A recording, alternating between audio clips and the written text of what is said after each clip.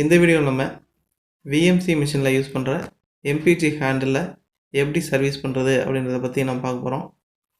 இந்த கேபிள் வந்து ரொம்ப யூஸ் பண்ணதுனால நடுவில் எல்லாம் கொஞ்சம் கட்டாக இருக்குது. அதை நம்ம எப்படி லோ காஸ்ட்டில் ரெடி பண்ணுறது அப்படின்றத பற்றி தான் நம்ம பார்க்க போகிறோம். நான் இந்த மிஷினில் என்ன அப்சர்வ் பண்ணியிருக்கேன் அப்படின்னு பார்த்தீங்கன்னா, எந்த மோடில் வச்சாலும் XYZ மோடு வந்து கரெக்டாக இருக்கும். அதில் வந்து மைக்ரானில் மட்டும்தான் இது வந்து ஒர்க் ஆகுது. 0.1 O1 அந்த இதுலாம் ஒர்க் ஆகிறதில்ல. ஒன்லி மைக்ரானில் மட்டும்தான் ஒர்க் ஆகுது. ஸோ இதை வச்சுட்டு மேனுவலாக ஒர்க்கெல்லாம் பண்ண முடியல அப்படின்றனால இந்த எம்பிஜி ஹேண்டில் வந்து இந்த ரிமோட்டை எப்படி சர்வீஸ் பண்ணுறது அப்படின்ற மூலிமா பார்க்குறோம். இது ஆக்சுவலாக வந்து கேபிள் ப்ராப்ளம். இதை வந்து நான் எப்படி செக் பண்ணியிருக்கேன் அப்படின்னு சொல்கிறேன். அதுக்கு முன்னாடி நம்ம சேனலோட இன்ட்ரொடக்ஷன் பார்த்துடலாம்.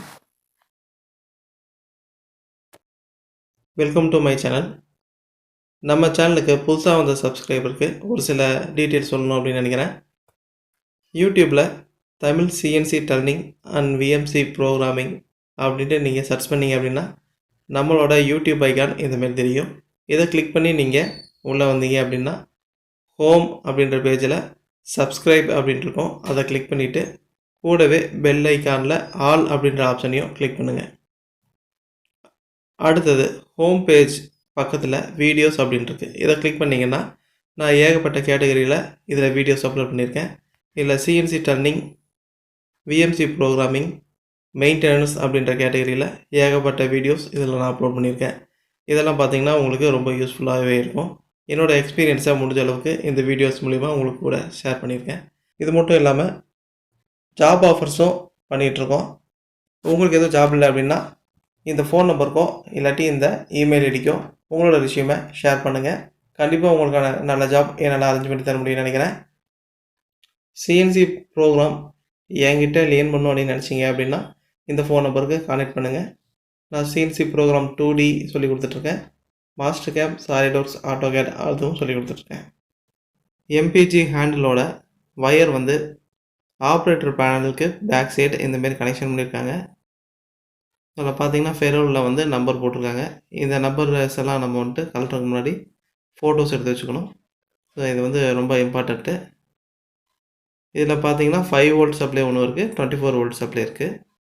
5 வோல்ட் சப்ளை எதுக்குன்னு பார்த்தீங்கன்னா எம்பிஜி ஹேண்டில் சுற்றும் போது ஒர்க் பண்ணுறதுக்கு 5 வோல்ட் இருக்குது. 24 வோல்ட் வந்து ஆக்சிஸ் கண்ட்ரோல் பண்ணுறதுக்கு 24 வோல்ட் இருக்குது. ஓகேங்களா?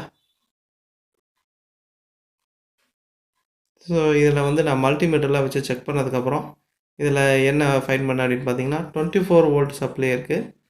24 வோல்ட் சப்ளை வந்து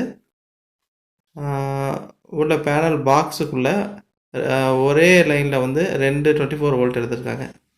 அதில் ஒரு கேபிள் கட் ஆகிடுச்சு. ஸோ அதை வந்து நான் லூப் படிச்சிருக்கேன். பார்த்தீங்கன்னா 24 வோல்ட் வந்து 2 கேபிள் இருக்குது. இந்த 2 கேபிளில் வந்து நடுவில் ஒரு கேபிள் கட் ஆகிருக்கு.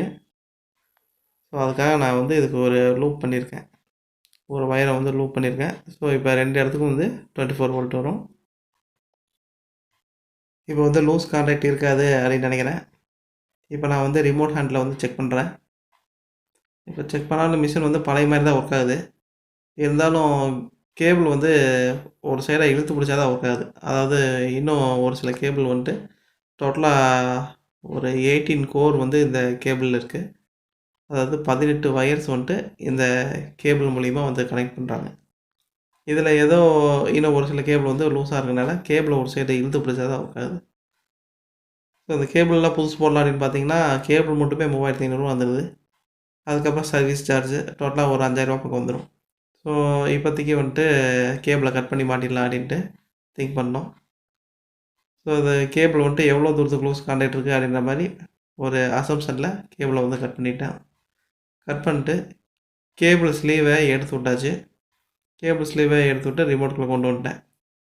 ஸோ இதெல்லாம் வந்து நான் ஃபெரோல், அதாவது ஆல்ரெடி இருக்கிற வயரில் அந்த ஃபெரோல் நம்பர்ஸ்லாம் வந்து அப்படியே இருக்கிறத நான் வந்து தனியாக ஃபோட்டோவும் எடுத்து வச்சிட்டேன். ஏன்னா நம்பர் எதாவது மாற்றி கொடுத்துட்டோம் அப்படின்னோம்னா போர்டு எதாவது டேமேஜ் ஆகிரும். ஸோ அதனால் கலர் கோடிங்காக நான் அந்த ஃபெரோல்ஸ் எல்லாம் கரெக்டாக போட்டு மேட்ச் பண்ணி நான் வந்துட்டு வயரிங் பண்ணிட்டேன். ஆல்ரெடி மிஷினில் கொடுத்த ஸ்பேர் கிளிப்ஸே நிறையா இருந்தது. இந்த ஆல்ரெடி பழைய வயர்ஸ் எல்லாம் கட் பண்ணதெல்லாம் தனியாக இருக்கும். இதை வந்து புதுசாக ஆல்ரெடி இருந்த ஃபெரோவில் வச்சு மேட்ச் பண்ணி நான் அதை வந்துட்டு ரெடி பண்ணிட்டோம். இந்த வீடியோ ஒரு சில ஸ்மால் ஸ்கேல் கம்பெனியில் வந்துட்டு உடனுக்குடனே கேபிள்ஸ் எல்லாம் மாற்ற முடியாது. அவங்களுக்கு வந்து இப்போதைக்கு கொரோனா போனதுனால நிறையா ஃபண்ட்ஸ் வச்சுருக்க மாட்டாங்க. ஸோ அவங்களுக்காக அதை வந்து சிம்பிளாக ஒரு வீடியோ போடலான்னு நினச்சேன். அதுக்காக இந்த வீடியோ பண்ணியிருக்கேன். உங்களுக்கு சர்வீஸில் எக்ஸ்பீரியன்ஸ் இருக்குது, அதாவது நீங்கள் பண்ணால் கான்ஃபிடண்ட்டாக பண்ணுவீங்க அப்படின்னா நீங்கள் இந்தமாரி ஒர்க் எடுத்து பண்ணலாம். ரிஸ்க்குன்னு நினச்சிங்க அப்படின்னா இந்தமாரி ஒர்க்கெலாம் எடுக்காதீங்க. சர்வீஸ் பர்சன், ஆத்தரைஸ்டு சர்வீஸ் பர்சனை வச்சு நீங்கள் சர்வீஸ் பண்ணிக்கிறது தான் பெஸ்ட்டு.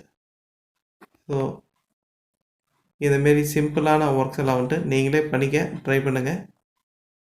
ஸோ நான் இந்தமாரி ஒர்க் பண்ணனால காஸ்ட் எஃபெக்டாக நிறையா அமௌண்ட் வந்து மிச்சமாச்சு. இப்போ மிஷின் வந்து பழைய மாதிரி நல்லா தான் ஒர்க் பண்ணுது. நீங்களே பார்த்துருப்பீங்க. தேங்க்ஸ் ஃபார் வாட்சிங்.